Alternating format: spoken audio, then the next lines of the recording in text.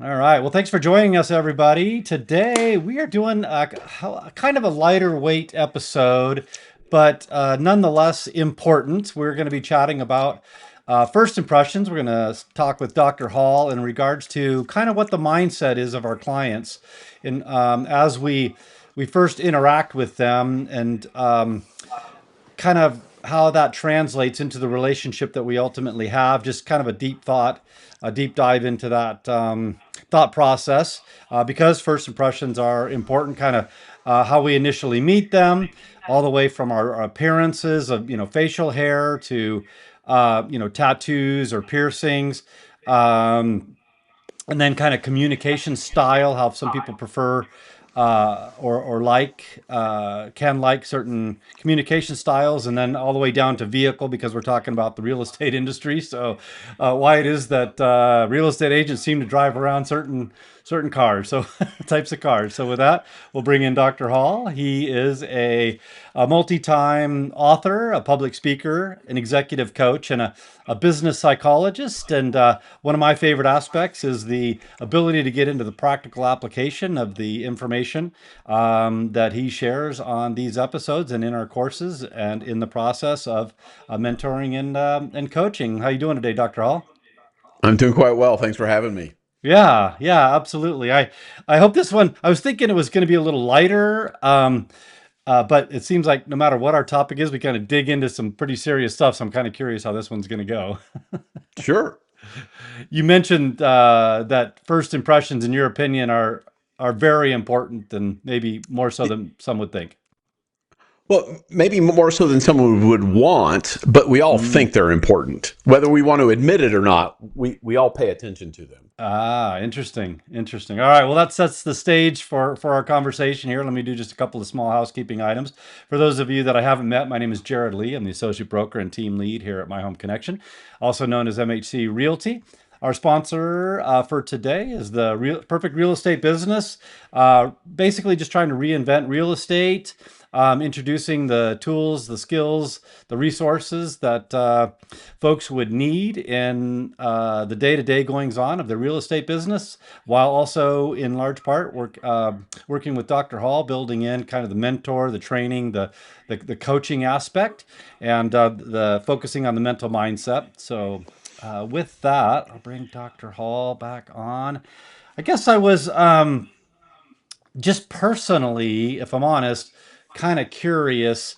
Uh, this is what sparked this thought. Is I'm trying this facial hair thing, more so than I have in the past. I did the kind of no shave November thing a little bit, uh, and so it just popped into my head. I wonder what people think. We don't have to spend a whole lot of time just on this now because we can do it later. But what do people think of folks on that first impression, and how does that set the stage of your relationship in your Yeah. experience? Um, we'll start out with kind of a broad overview. Then we'll talk about what happens in our heads from first impressions. And then we can talk specifically about facial hair, certain kinds of clothing. We'll definitely talk about vehicle. But let me give you a framework. When we communicate with others, we communicate verbally, and that's the words that Yep. we say. So anything that would come across in an email, a text, or a letter, that's the words. Okay. Okay. Everything else is nonverbal. So Okay. um, there's a thing called vocalics, which is how you sound. It includes your accent. It includes the speed with which you speak. There's proxemics, which is your use of space in an interaction.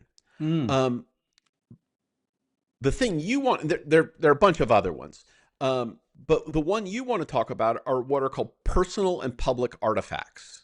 Okay. And personal artifacts are things that we communicate about ourselves by the things we carry or wear. So Mm. we are communicating about ourselves by the things that we carry or wear. Those are personal artifacts.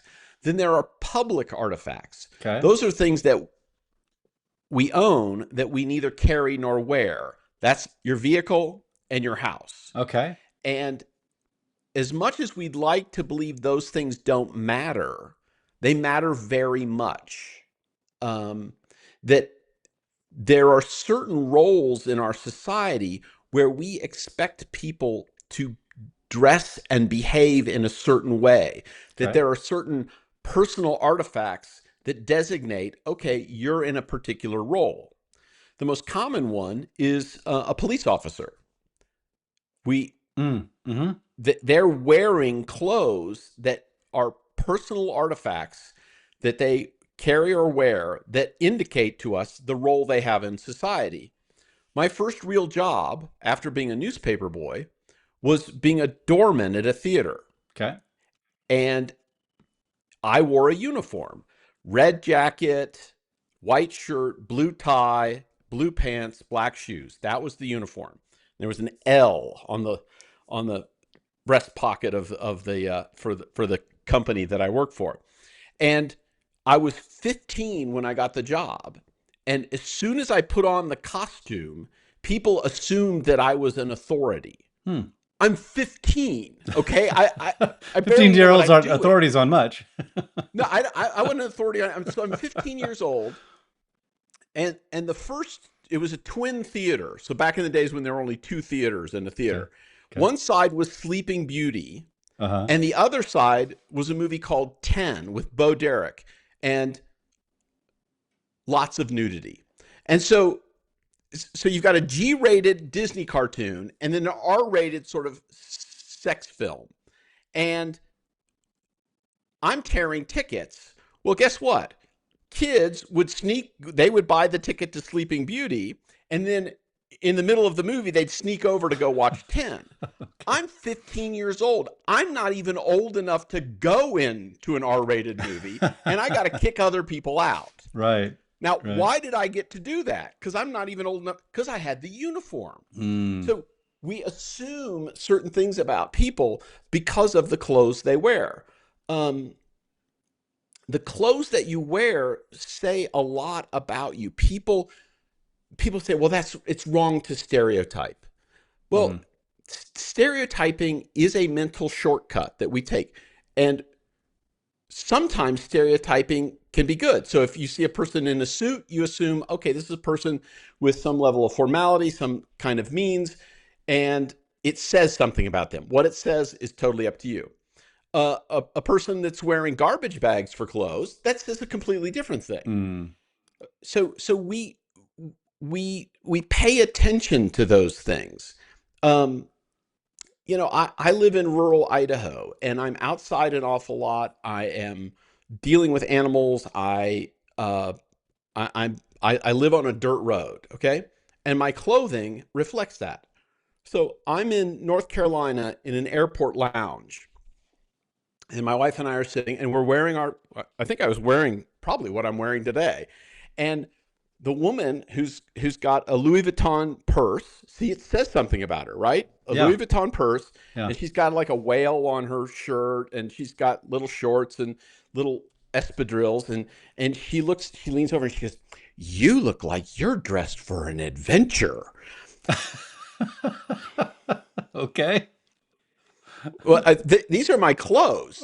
These are my adventure clothes. I'm not like putting on like safari clothes. These are my Right. clothes. This is No what I Jumanji wear. outfit.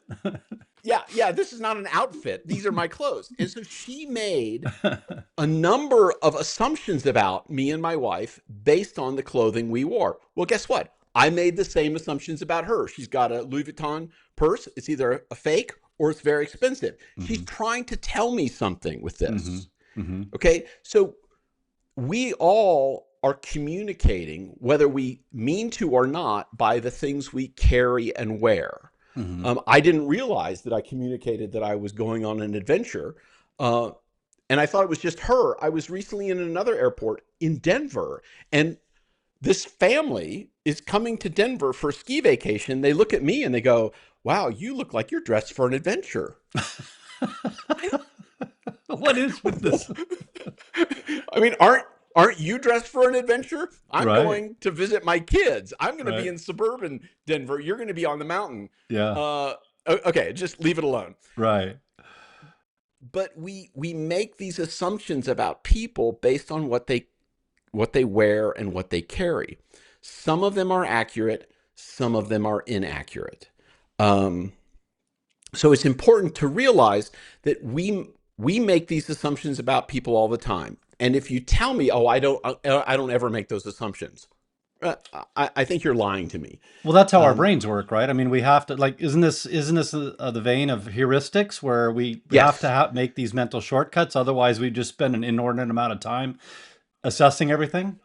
yes. Now sometimes and what we've exactly that's exactly it. And what we know about judgmental heuristics is they're right until they fail spectacularly. Which we've And talked so, about. Don't do that. But on the other hand, now we're talking about be aware of that and how it can help you or hurt you.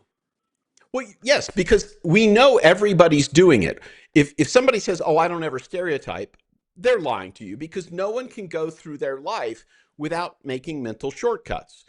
Now, we all make mistakes, and so we have to hold on to our our mental shortcuts very loosely.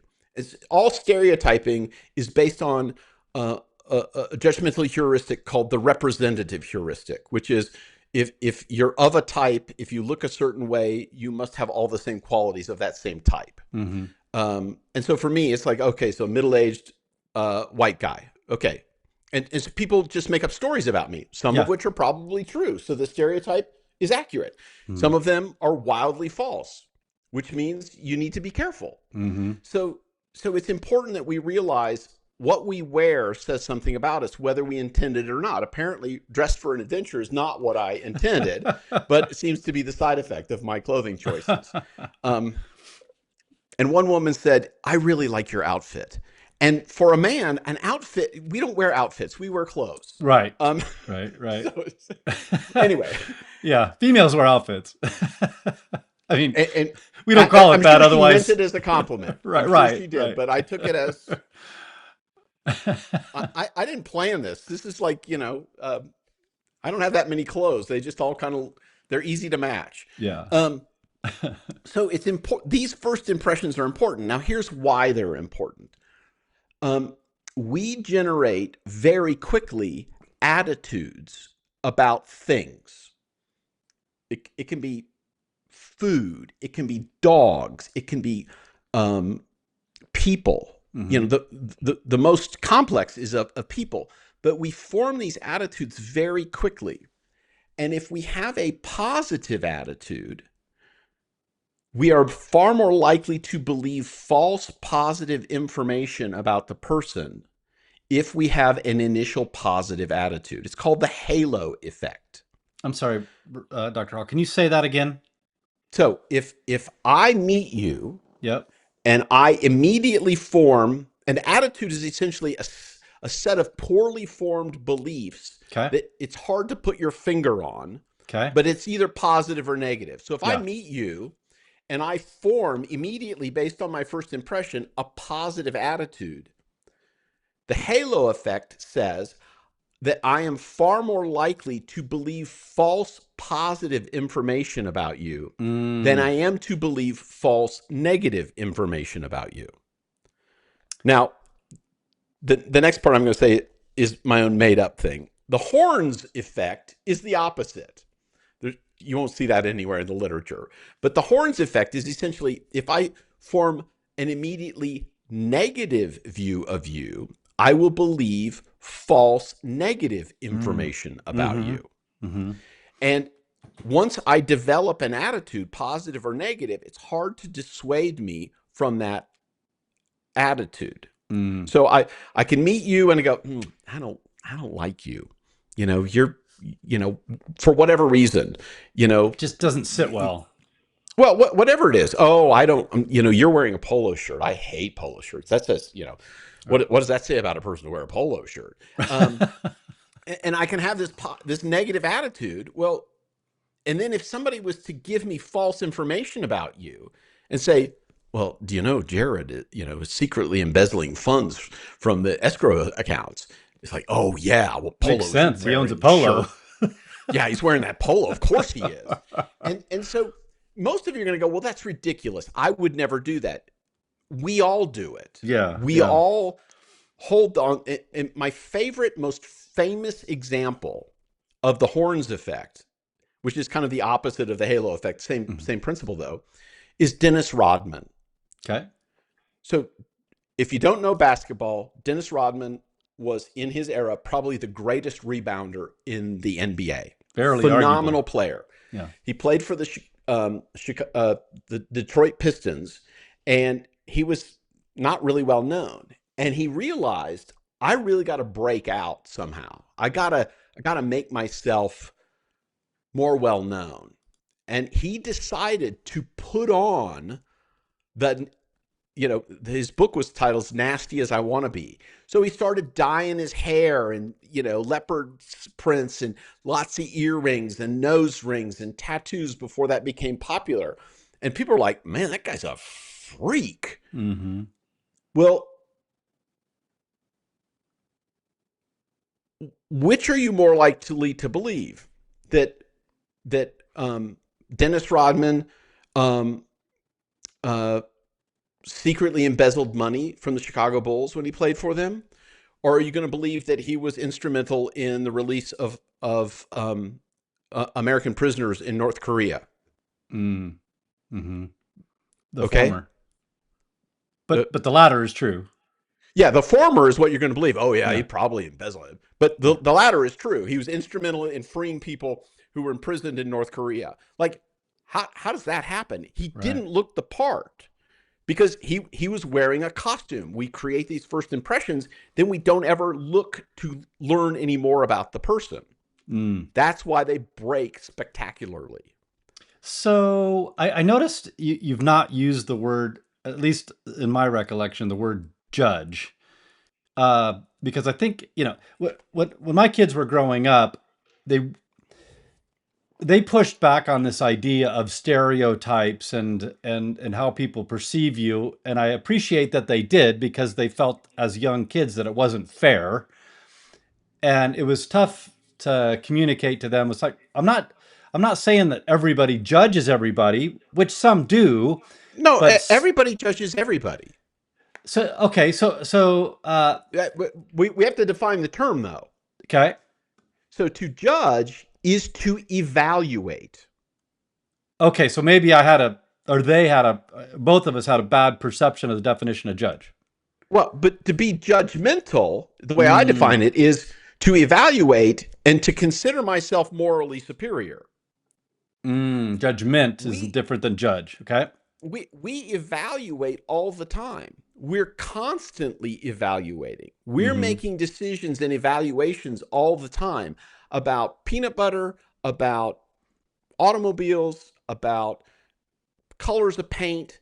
We're constantly judging. Mm-hmm. But to consider yourself morally superior because you're different Yeah.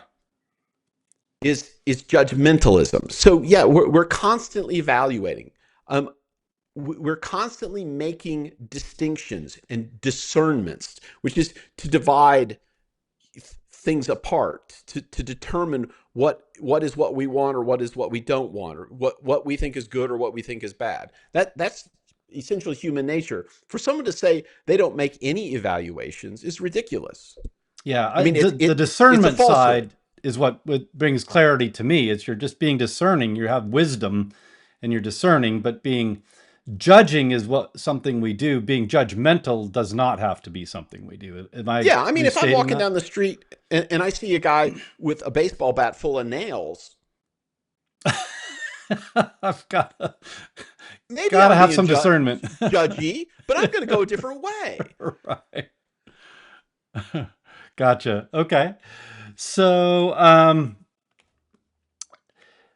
let's apply this to real estate. Sure. And I'm going to start with the introduction source before we get into kind of the appearance side of things. Because we can meet prospects, clients in any manner of ways. The first one that we really coach to and that we prefer is a referral, Hmm. right? So even before they've talked to me, I would always prefer that somebody that this person likes, knows, trusts, respects was given my name and heard, ideally, good things about me. So Mhm. their first impression is coming to as being, I guess, developed even before they start to have a conversation with me. Sure, because when you get a referral or an introduction from somebody that you know, the assumption, and it's usually a safe assumption, it's not always a safe assumption, but usually the safest assumption is, okay, there's been some filtering here. Yeah, That this person who I trust is likely to make good judgments, good decisions about the people they introduce me to. So if this person I know, like, respect, trust introduces me to somebody, they're not going to introduce me to someone they know to be an axe murderer.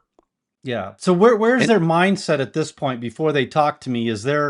Are they formulating a like a an avatar of me?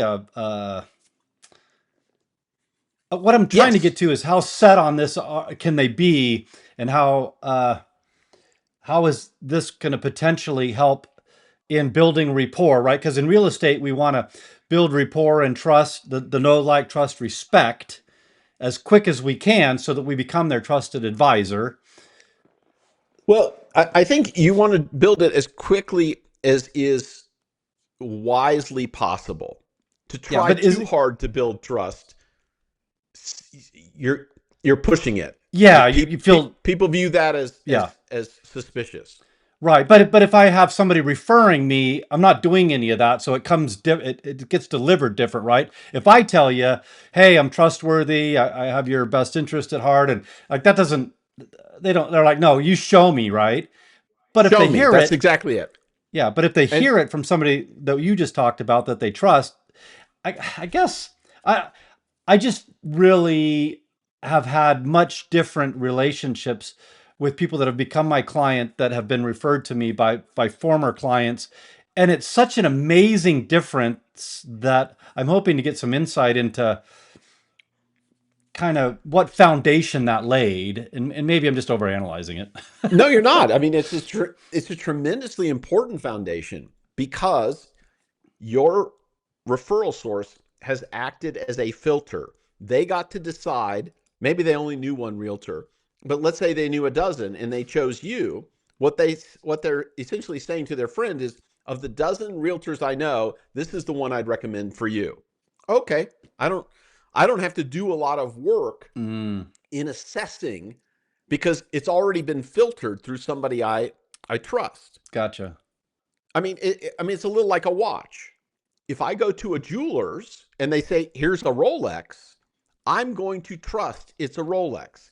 If Gotcha. a guy on the street on a cardboard Open his shirt table, or on a jacket. card table, Yeah. shows me, or in the liner of their jacket says, here's a Rolex, I'm gonna have to do a lot more filtering. Gotcha.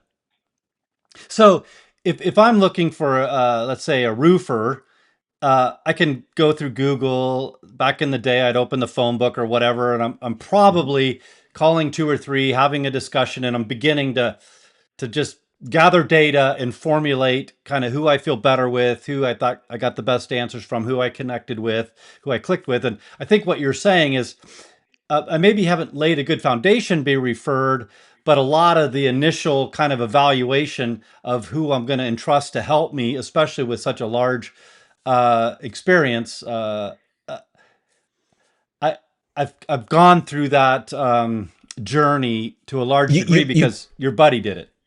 Yeah, you've been vetted by a trusted source, somebody who's already tested you and said, yes, this is a person who's good. Okay, the vetting's done, and that's maybe why the Yeah, foundation seems a little more secure. Okay, gotcha. yeah. Okay, thank you. It's again, it's the difference between buying a watch from a jeweler and a watch from a guy on the street. Yeah. Okay, that makes sense. So now, in today's space, we can get a lead. Sometimes we have a very brief conversation, and we'll show up at the property. And now I'm meeting them, and they don't really know me from Adam. It was just kind of a phone call that was handed over, and now Right. they're seeing me in person. Don't know much of anything about me other than this company that seems trustworthy gave me your name, and now they're seeing what car I get out of, what clothes I'm wearing. Yeah, again, do I have tattoos? Do I have piercings? Anyway, they're doing Yeah. this um, what did you call it? The development of these mental shortcuts, these heuristics to Yeah, formulate my attitude, they their create an attitude about attitude. me. Yeah, I mean, we create attitudes about people within less than a second. If you're Okay, that walking was, through the yep, grocery store and you see somebody, it's like, I'm going to go down another aisle, or oh, that's a person who seems okay. yeah, Um, we our brain picks up danger signs all the time, or safety signs all the time, yeah, and so it happens faster than we know because our brain is essentially a threat appraisal system. mm-hmm, It's okay, designed to keep us from getting killed.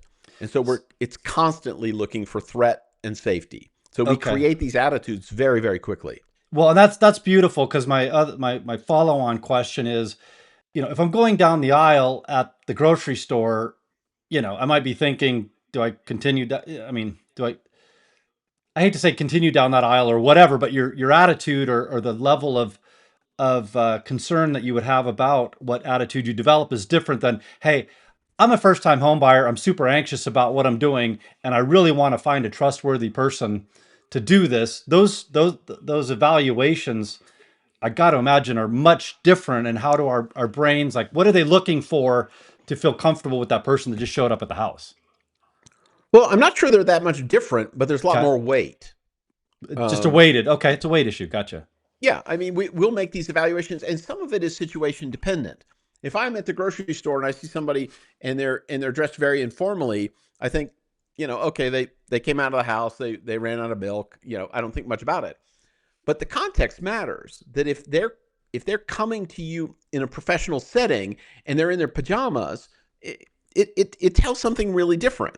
So it's important for you to recognize that every time we go out in a role, in your case as a realtor, like when I'm public speaking, I I don't wear this.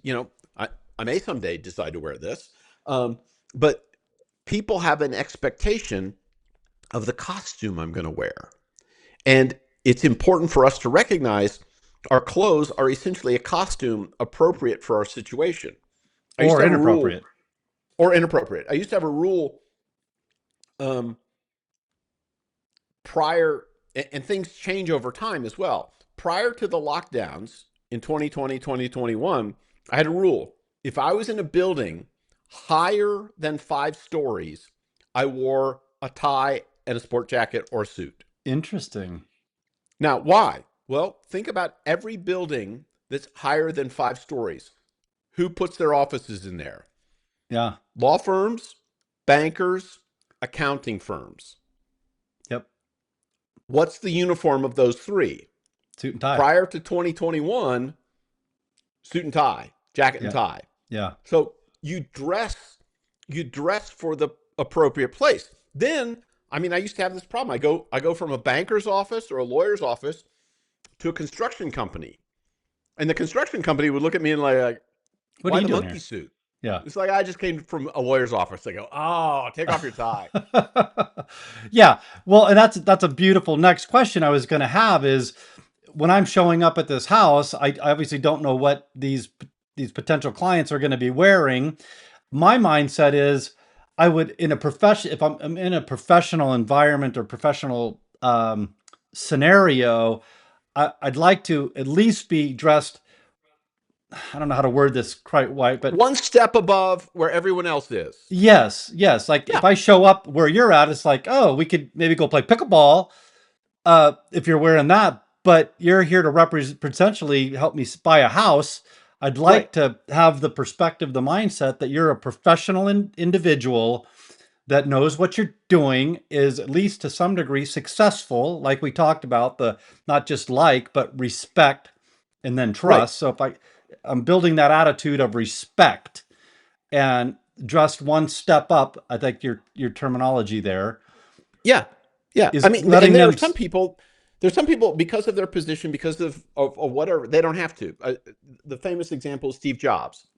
He wore the same thing: white T-shirt, blue jeans, or Yeah, black T-shirt, blue jeans, yeah, and I can't remember what shoes he wore. yeah, But everybody knew that was That was the Bill. That was the Steve Jobs uniform. Okay, Hmm. so he could wear that anywhere, but he's also Steve Jobs. Right. So not everybody can do that because they don't have that position. There's a guy now, the guy who invented Oculus Rift. I don't know if you know the VR goggles. Yeah, he's now Um, into he's a defense AI weaponry for the AI government, and I think. defense. Yeah, Yeah, yeah. yeah, But he wears flip flop shorts and a Hawaiian shirt yeah. because he Even can. He's worth a on couple 60 billion seconds. dollars. So yeah, why not? Right, right. Yep, yep. So so but the rest of us mere mortals, we kind of have to recognize, okay, I have to wear a costume for the role. Now, here's an important point I want to make, which is if you choose a costume that is a very high maintenance costume, you got to live in that. So if you Mm. choose a costume that is like, I know a guy, very successful professional, I have a ton of respect for him, but his costume was always a suit and tie. And he said, it's exhausting because I can't go to the grocery store in regular clothes. Everybody expects me to be wearing a suit and tie wherever I am. Yeah. Okay, well, you made your decision, and that's cool. But choose one that's probably one step above the environment, and that requires that you read the environment. So, Hmm. Jerod, you and I are here in Idaho. In Idaho, one of the western states, there is a sort of western formal wear, Hmm. which will not play back east. Right. You wear Western formal wear where you've got this beautiful vest, you've got a pocket watch, you've got a well built hat, and your boots are custom made.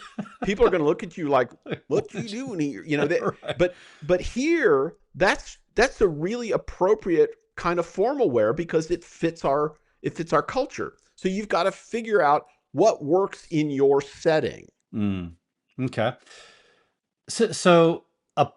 Situationally appropriate, hopefully one step up to present Yeah. yourself as a professional, which you need to be and present that you are, to allow the person that is formulating their thoughts around you an attitude of positivity. At least an initial valence or initial value of positivity, right? Because then you get the halo effect. Then you Yes. have the opportunity to add data to it, Yes. rather than fight against the negative attitude and try to build up the whole next thing. It's just a lot more work. Now you can do that if you want. You can work against type, but it's just more work, and that's your call. Yeah, so I think this might be a good example. So that same scenario that I described of meeting a client at the house for the first time, not having talked to them for very long. If I'm late, okay, if I show Yep. up in shorts and flip-flops and I'm just kind of Unless you're dismissive, Palmer Lucky. if you're Palmer Lucky, the guy that Dr. Hall referred to earlier.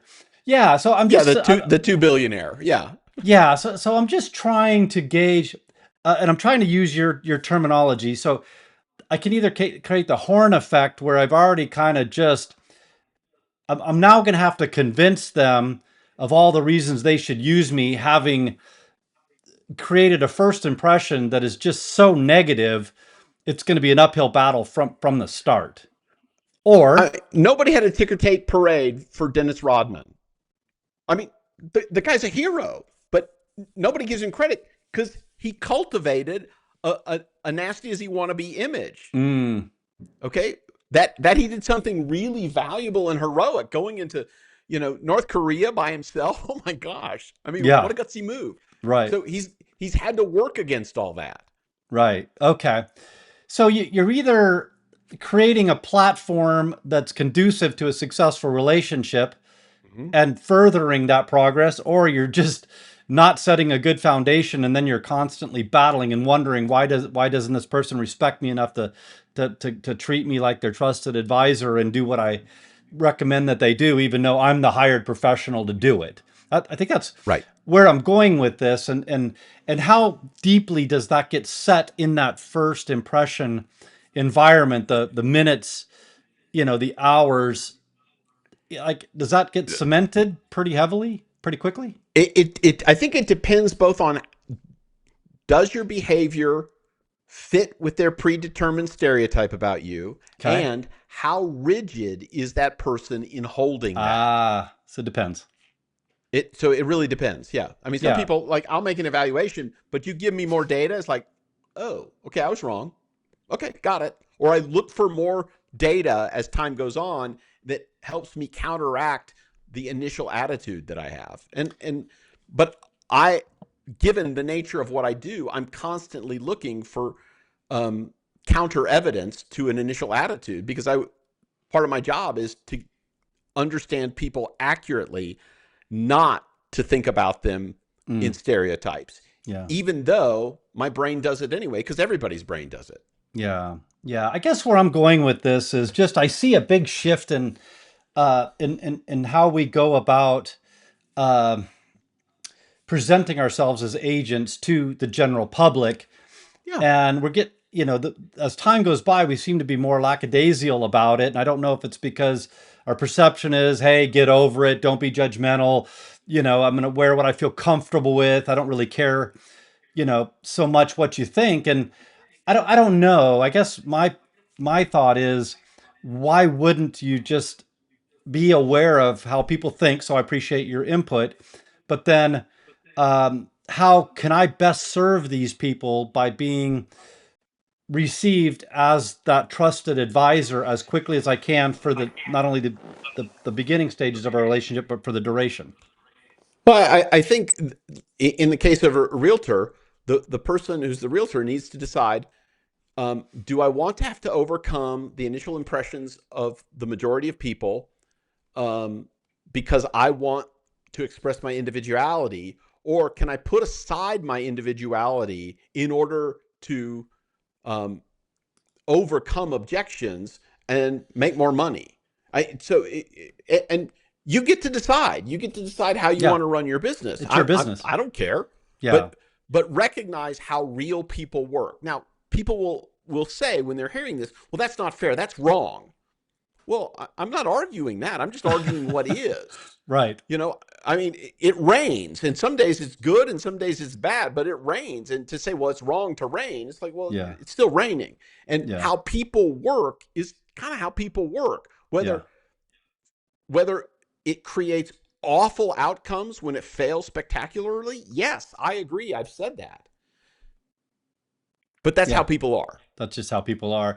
So, some of this, I think, feedback or pushback we might get is you just kind of never know, right? Everybody's version of how they develop this attitude, and are they going to be entrenched in this attitude or whatever? You just don't know. So it could be all over the map. But I do want to get to the question of success, or the need to have perceived success from the professional in order to feel confident in enlisting their help in doing something such as helping them buy a house. I mean, I got to imagine everybody can appreciate building an attitude about you and how they're discerning success from you, right? Well, yeah, Everybody can I guess that appreciate maybe, that. yeah, I think one of the things I should add is that wear a costume that you feel comfortable in. That Mm, if you're putting on clothes that you feel completely uncomfortable in, mm-hmm, it's going to show in all your other nonverbal behavior. mm, mm-hmm, So so it's important to think, okay, both, am I comfortable with these clothes? Am I comfortable with this style?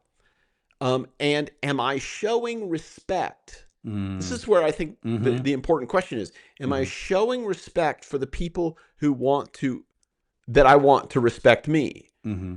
That's part of the human exchange. If Yeah. I disrespect you, you're likely to disrespect me. And if we want people to respect our capacity, we have to show respect to them as well. So I think, yeah, sometimes you'll get it wrong.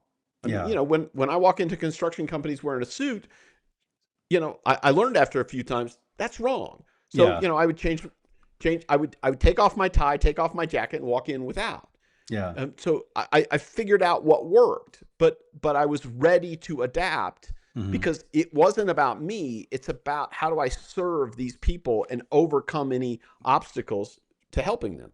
Yeah, and I want to make sure, and correct me if you didn't mean this, but I'm pretty sure you meant I don't want folks to hear whatever, wear something you're a uniform you're comfortable in.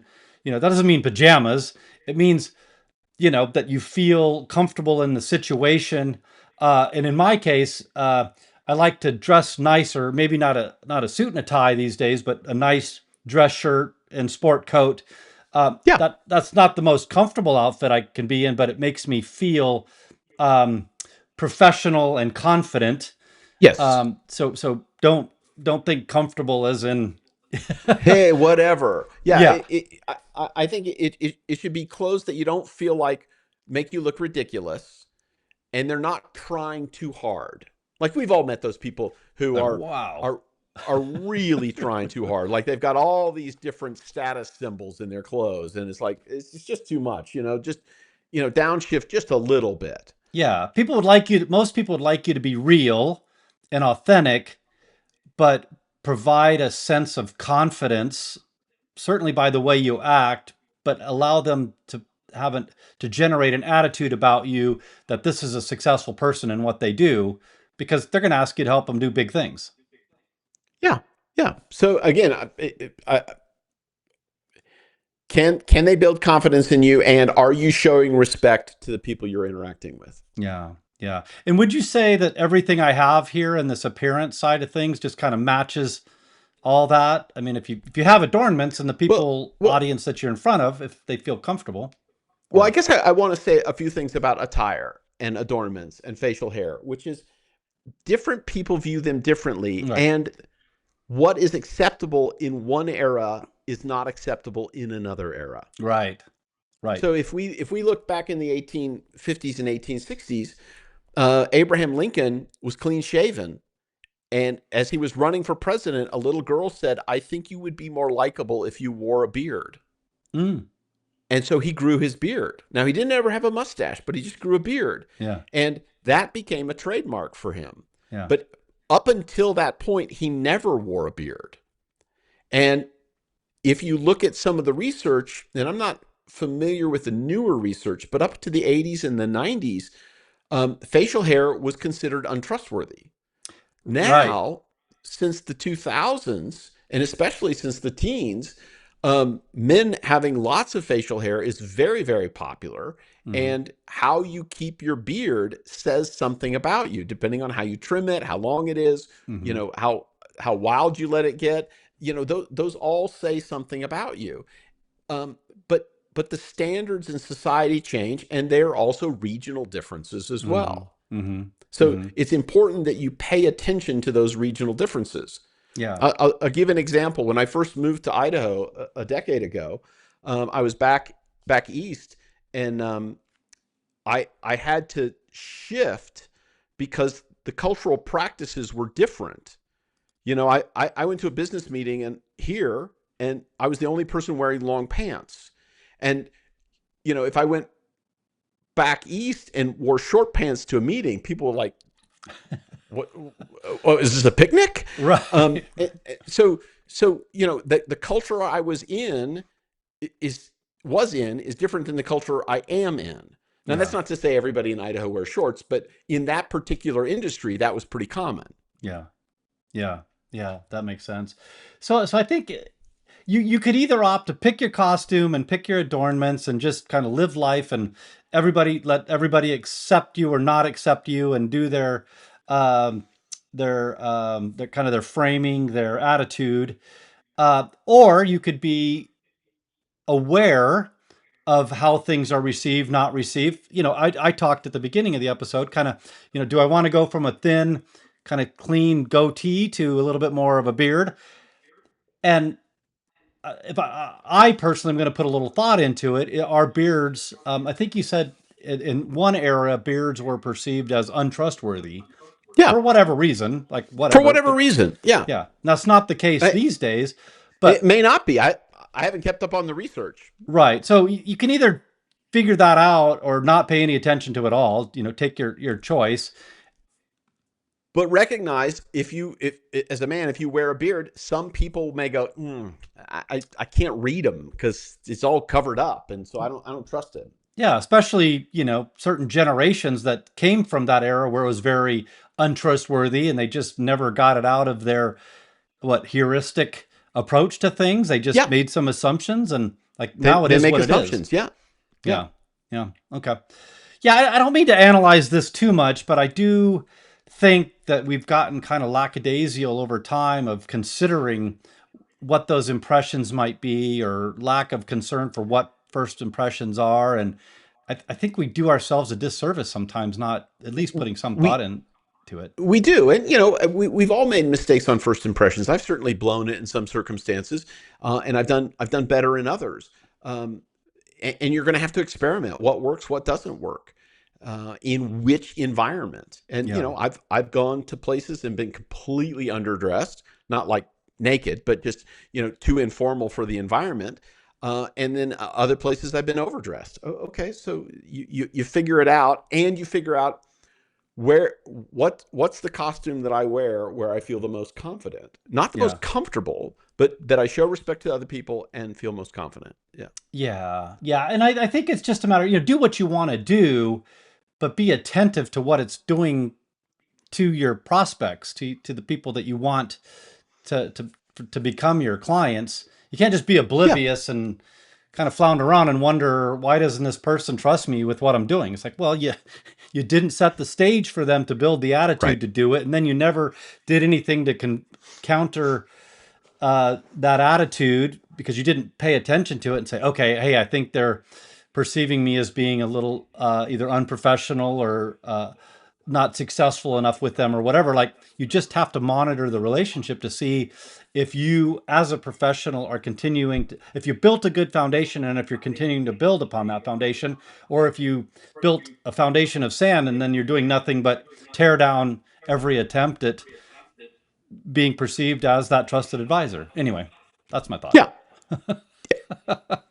So I So want to talk about cars now. yeah, well, do Or you do you well want what do you want to talk you about want? cars before communication No, we'll style? talk communication. We'll end on cars then. Okay, I mean it doesn't. It's sixes, but um, the communication style thing. I'll give you a quick example of kind of where this came from. But my boy, he's married, got kids now, and everything. And when he started, kind of dating and doing his thing or whatever, I don't know that he was breaking up with the gal, but he was just kind of like, doing something. And he's like, "Hey, Dad, I think I'm gonna text her," and blah blah blah. Whoa, whoa, whoa, whoa, whoa. Like, No, no.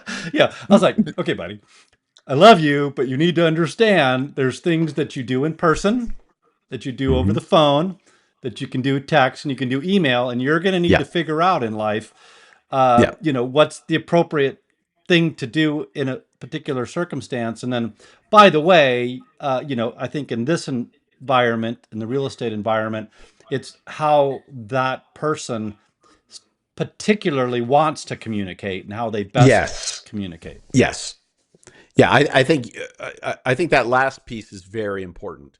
Um, Understanding the style, the mode of communication. Yeah. Is it text? Is it email? Is it phone call? Is it face to face? Work to communicate at the means that they like. I have a friend and a colleague. He likes email. I don't. I rarely text him. Hmm. Okay, because his thing is email. Yeah. Okay, so I adapt to what he likes. Yeah. Other people, they never get back to me on email, so I send them a text and they get back to me. Um, what I tell people about text and email versus phone and face to face is that 90% of communication is not the words. Mm. So when you send a text, Hmm. and that's a rough number, some people think it's even higher than 90%. If it's just raw text, that's 10% or less of the message. Mm. And as soon as you send it, Hmm. there is a great potential for misunderstanding. Yeah. And in that misunderstanding, because it's not happening in real time, what happens is the person can receive it and they can start to rehearse the wrong reaction. Mm-hmm. So a lot of mistakes, anytime there's a complex interaction that needs to be done, anytime it's complex in any means, text and email are inappropriate. If Yep. it's factual, date and time, here's where we're going to meet, that's fine. If you're trying to solve some interpersonal issue, anything where emotions are involved, you're probably likely to make a mistake. My favorite example is um, I'm looking for the email you sent me. And I respond, I resent that email. The word resent can be read as I resent that email. Wow. Ouch. So if I meant resent, it's a statement of fact. If they read it as I resent that email, Yeah. then they're going to go, I can't believe that guy. And Right. so they start rehearsing these things in their head, and I've created a problem when I'm just trying to attribute a fact. Yeah. So anytime it's a high stakes conversation, it should be phone or preferably in person. The reason is that the phone, you get the words and the tone of voice, or Mm-hmm. they're called vocalics.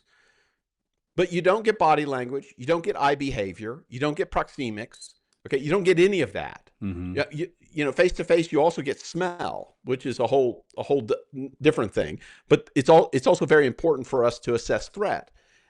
So you lose a lot anytime you need to interact in a complex way. Face to face is the best, and here's why.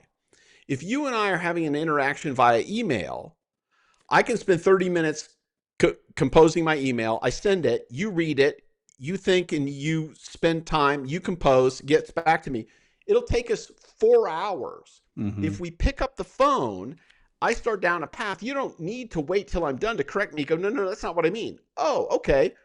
That's off the table. Second Yeah. point, off the table. You've got tighter feedback loops of, are we understanding each other? Is this making sense? What are the important points? We can adapt on the fly. We can correct on the fly. That Yeah. doesn't happen in email and text. Yeah. Well, especially now that you've got this AI, definitely in email and to some degree in text, where it's asking you, or offering, I should say, to generate a response, you know, uh, that you're sending, and then on the back end, it's quite often AI is now summarizing, you know, the gist of your email, and that could be even But but you sure hope it trained on a good algorithm, because if it didn't, right, you're right, allowing something else to filter and interpret for you. yeah, yeah, I mean, it's essentially like, hey, I want to hear a song, and it's done by a cover musician. You know, so it's not really the original artist, it's not the original band. It reasonably approximates the song, but it's not the same. yeah, yeah. So Yeah, well, where I was going with this, in the context of the first impressions, right? So this early on stage, you've got somebody that's just super annoyed at text, but you're the texter, and you think don't everything's do got to it. be texted, and you're building this just horrible first impression because these people are annoyed that because they So can't, you don't have punctuation, you don't capitalize anything, you know, that's so not a the good start. question I would ask, or I would encourage people to ask, is, what is your preferred form of Yep, communication? correct. Yeah, My that's preferred form is face to face or phone. yeah. It's, for me, it's quicker, but that's of my generation. So you have to figure out what works for the generation you're working with, and if you want the deal, you're going to try to please the customer. Yeah.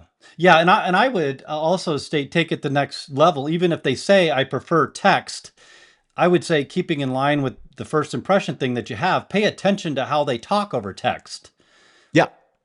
Because if you're kind of that Siri person and you're just speaking into it and not checking it, a lot of people can get very annoyed. Like I like punctuation, and run-ons to me drive me nuts because I'm like, you know, where did what like where did that thought stop and where did that one begin? And And you introduce confusion in a high stakes situation, which Yep. creates friction, which means the deal is less likely to go through. Yeah.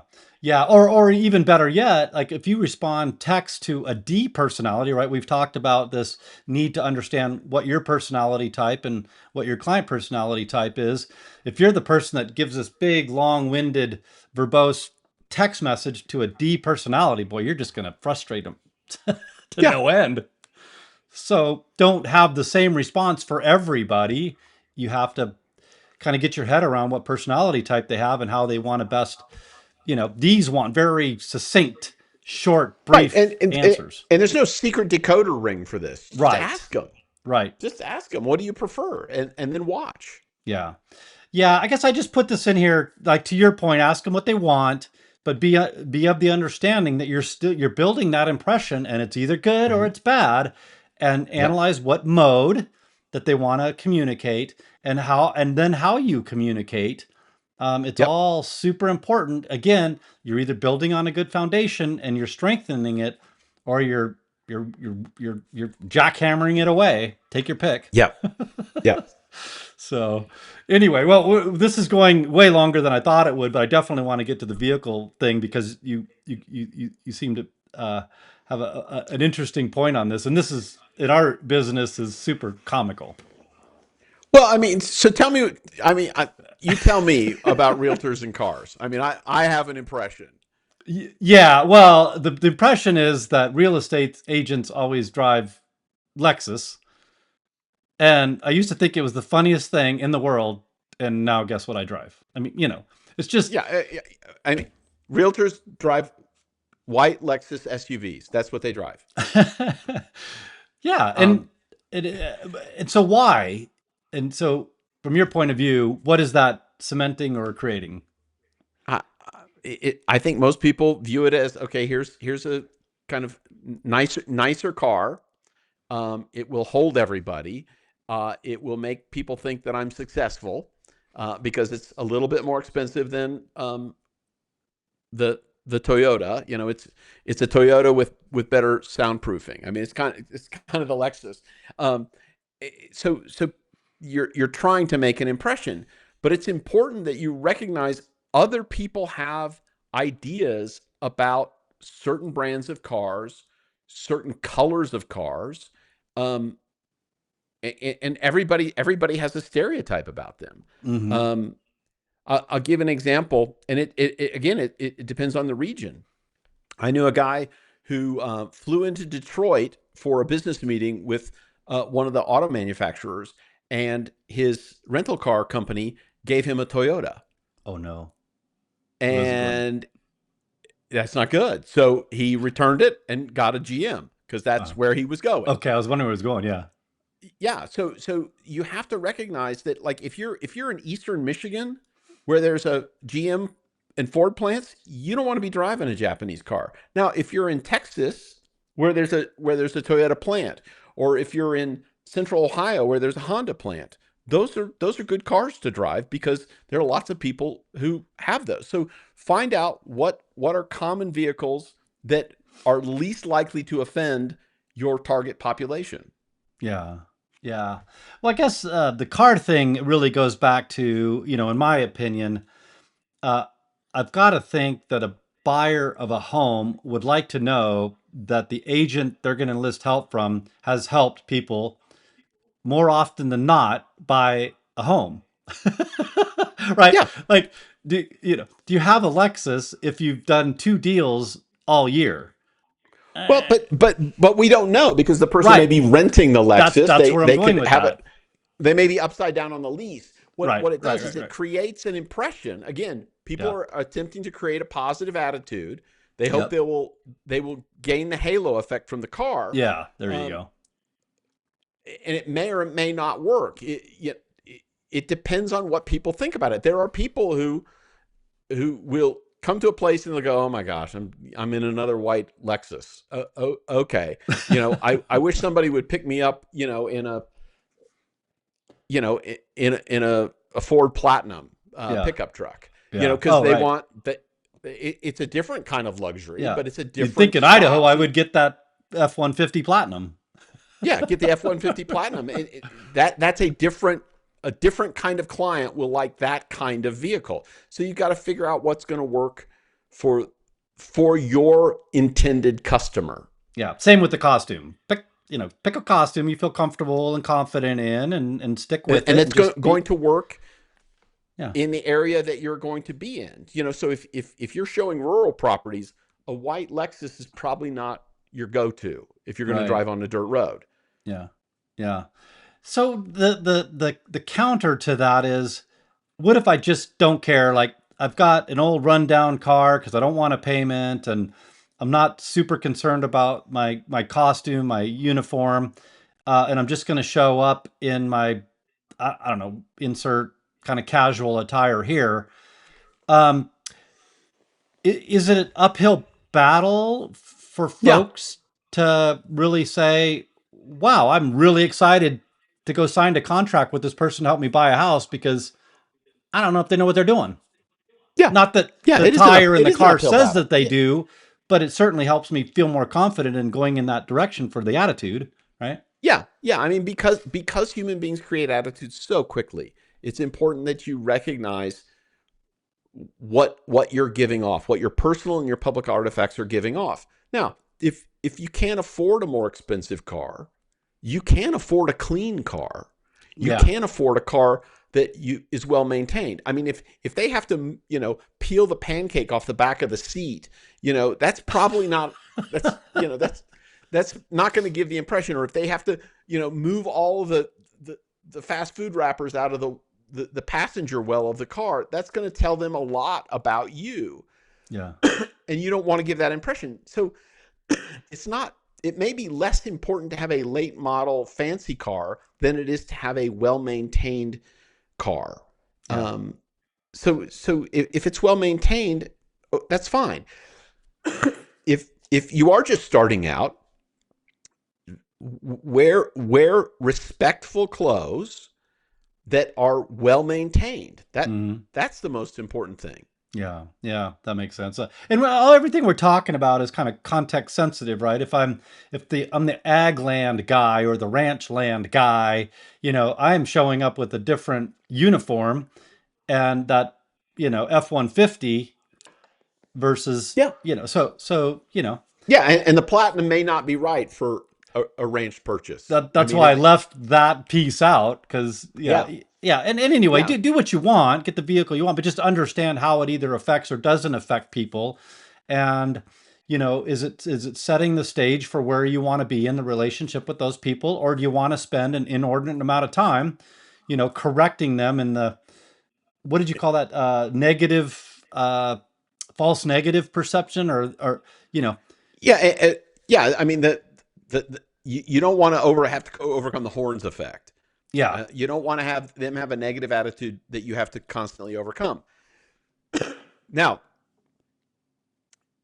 if you're incredibly competent and can indicate that, that goes a long way. I think people mm, will throw all their many people, unless they're very rigid, will throw away their presuppositions about you or their attitudes about you if you give them good evidence that it doesn't work. I mean, if you take yeah. great care of them and you've got an older car but it's clean and you're not fancy but you're well maintained and you're on it, Yeah. yeah, they'll trust you. Yeah, if I want to go drive around in my Porsche with my shorts and my flip-flops and my Hawaiian shirt, show up, and for most people in a half an hour long conversation, I can show them that, man, I really know what I'm doing and I'm really good at my job.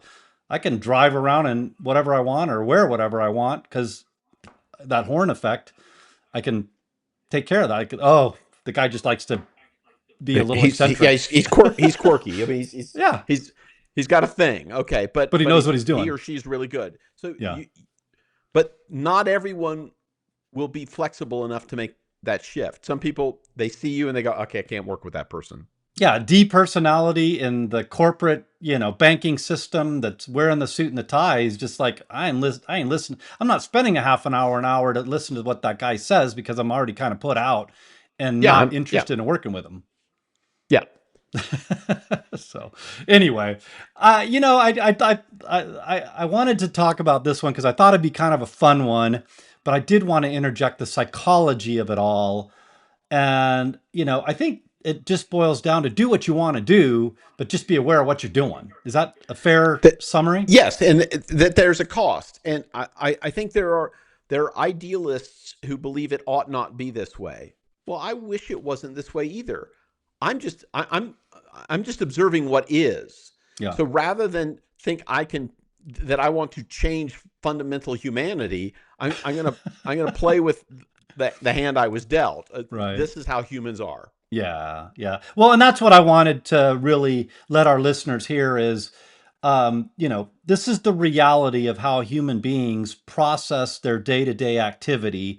And you can either fight against it or you can lean into it, be aware of it, but don't be oblivious and say it doesn't really work that way or, I wish it didn't work that way. Well, you can wish all you want, but I wish it didn't work that way. right. I'm just describing what is. Yeah, yeah, and that's why I love it because you Yeah, know how people's minds work. So now they know, and you can make a good decision about what you're going to do. and accept the consequences, the costs of whichever decision you make. Yeah, yeah, love it. Did we get to have the conversation around the vehicle side of things to the Oh degree you yeah, were yeah. hoping to? Okay. Be aware. People have stereotypes about vehicles. I have them. There's certain cars I would never buy, and Yep. when I'm on the road and I see certain brands, I hang back because I just think, okay, that person's going to be a bad driver. Yeah. I'm not going to Yeah. tell you what they are. I'll keep this one really short because it's a little applicable, but you could go off on way tangents. I'm thinking about getting back into riding motorcycles. And Yep. out of anything that I've looked into recently, man, whatever brand you pick, there are certain like stereotypes and stigmas that people will slap on you for whatever brand it is, and it's just funny. It's just super Yeah, comical. but it's just how we are. It's how humans are, Yeah, and I like to believe people are more complicated than the stereotypes we put on them. However, people do that, recognize that's how it is, and work with the reality of how human beings are. yeah, yep. Love it. I think that's a great way to button it up. But I do want to share with everybody how they can access your resources and get in touch with you. So if you want to share the best way to do that. Yeah, probably the best way to do that is at my website, which is drrogerhall.com, Roger Hall, ROGERHALL.com. On that, you can learn more about the work I do, my high performance, my peak performance executive consultation. You can buy my, you can get links to buy my books. I have 3 books, award-winning book, DIY Brain, Staying Happy, Being Productive, and Expedition. And I'm working on the 4th book, which is DIY Leader Brain. Same here. Also have courses that are coming available very soon. One is called the Freakout course, and the other is the Expedition course. Awesome. All kinds of ways to reach out to you and work with you.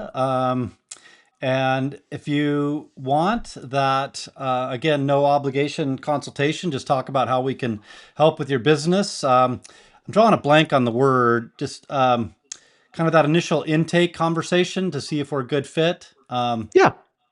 Is that it? Is that the word I'm looking for? Well, some people call it an intake. Yeah, I mean, Yeah, just like sort a of an initial get acquainted yeah. conversation to see if it's a good fit. Yeah. Yeah, I just, want folks to know that if you call us, like we're not just assuming like we're going to be able to, click and do what you want to do, but it's definitely worth half